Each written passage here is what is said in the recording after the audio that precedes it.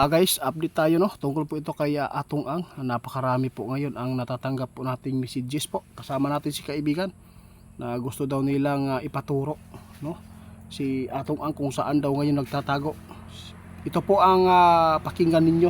Kung ano man po ang sagot no, ang sagot ng mga katanungan ninyo ay ipapaabot ko talaga kung ano po ang pasya ng ating kaibigan. Kaibigan, maayong adlaw.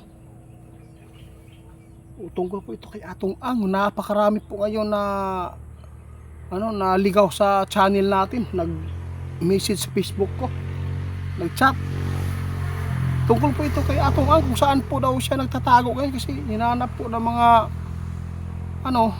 DLG ba o sa tawagan kanang mga otoridad ba. Pinuntahan po, pahirapan po daw talaga ang paghahanap po doon sa fourth floor na bahay niya, hindi daw nakita.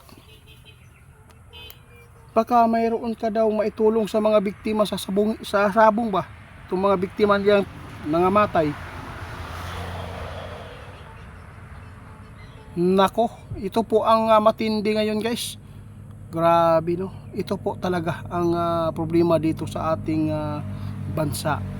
Kahit po mayroon na nagpapatunay no, hindi pa dinitin pagkaluoy. Ngayon nang lumabas ang warrant of arrest, tagbaw sila pangita, wa sila lipaki nga siyempre dato ugod na di na nagprotekta na gidala na sa kuan gitago na sos pagkaluoy ninyo. Si kaibigan mismo ang nag-ingon karon, gitaguan na na mo na ilisod diri sa ato ang nasod. Pag pobre gani mangawat ganig tinapa sardinas in taon gidala diretso dayos presinto gikulong.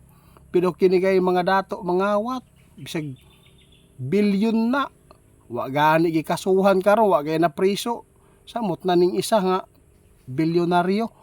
Siyempre na may ikahatag di, siyempre lagi mo protektaan mo na giingon kaibigan, wala gi pulos. Pati si kaibigan guys galit. Alam po inyo guys, sabi ng ating kaibigan, ingon siya dili na daw siya makiapil ana, tudlo-tudlo na na sa maayong kamot, nasa maayos na kamay na daw si Atong Ang, sabi ng ating kaibigan. Hindi po niya masabi no kung saan, pero may nagpaabot sa atin baka daw nandun na sa ibang bansa kaibigan. Nayay ka. Ito po ang sinabi ng ating kaibigan. Kung gusto po talaga na mahanap si Atong Ang, doon kayo magtatanong sa may mga tungkulin dito sa bansa natin. Ang hirap po talaga dito mga idol. Kapag mahirap gani dali kaayo, pero kung dato lisura pagitaon kay naamay nagprotekta dako magnadawat mo na giingon nato diri ra sa Pilipinas. Lahi gyud ang batas sa ato kaysa ubang nasod kaibigan, di ba? Alam na ninyo may nagpatutuo na siya po ang kriminal, siya po yung nag-utos. Bakit pinakawalan ninyo? Ngayon napakarami nanoon na mga nakapanood sa atin, nagtatanong sa kaibigan. Sinabi ng ating kaibigan, mahirap yan mahanap kasi nandun po sa maayos na kamay. Nako, ibig sabihin nito may nagdala, may nagtago. Ito po, tandaan ninyo mga idol, sa ngayon hindi pa yan mahanap, pero balang araw mahanap din yan no, kasi mayroon talagang makakuha ng totoong impormasyon dyan. Sinabi ng ating kaibigan, ngayon wala pa sa ibang bansa, nandito pa lang yan, dito lang yan sa Pilipinas si Atong Ang. Kailangan talaga no na may mga tao talaga na mga otoridad talaga ba na tunay na maglasakit sa mga biktima, nagmalasakit sa tao. Kasi napakarami ngayon guys pakulo no, pira. Kapag pira ang gagamitin, maraming taong bulag talaga dyan, di ba? Salamat kaibigan. Tingnan yung ahas guys, oh.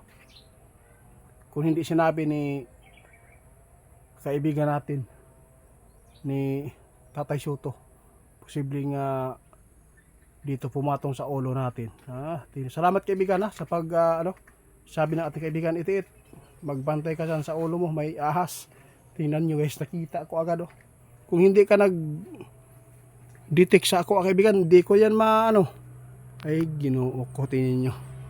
Salamat kaibigan oo. Ahas guys, tigti yung ahas.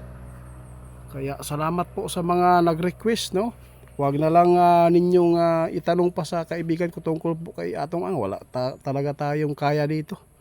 Kaya salamat po, at least natugunan po kayo ni kaibigan na para malinawan, hiluin po ang mga biktima sa mga kipangpatay nila. Kaway pulos nga tao ni demonyo pas demonyo.